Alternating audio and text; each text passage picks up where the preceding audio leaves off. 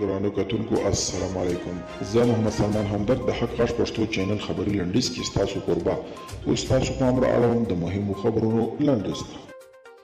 د طالبانو د دوحې دفتر ویان ډاکټر محمد نعیم وردګ وایي تېره شپه ملا عبدالغني برادر زلمي خلیلزاد او سکاټ میلر سره لیده کاته کړي او طالبانو دغه امریکایي پلاوي ته هغه عوامل په ډاګه کړي چې د جګړې د زیاتوالي سبب ګرځېدل.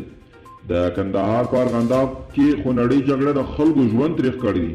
د کندهار د ارغنداب ولسوالۍ اوسېدونکي وایي چې له 4 ورځو راهیسې په دې ولسوالۍ کې د طالبانو او افغان پوځیانو ترمنځ خونړۍ جګړه نښتې ده چې له امله یې دوی د کورونو پرېښودو ته اړ شوي دي.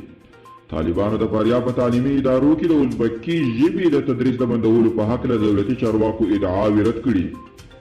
ایران او افغانستان د انرژي او سوداګرۍ په برخه کې د اړیکو پر پراختیا خبرې کړي. د بهرنیو چارو وزارت په یوه خپره کړې اعلامیه کې راغلي چې د بهرنیو چارو سرپرست وزیر اتمر د ایران د انرژي له وزیر رضا ارکانیان سره تلیفوني خبرې کړي. په فرانسه کې د کورونا وبا مرګونې څپه پیل شوې چې د دغه هیواد چارواکي له سختو اندېښنو سره مخ کړي.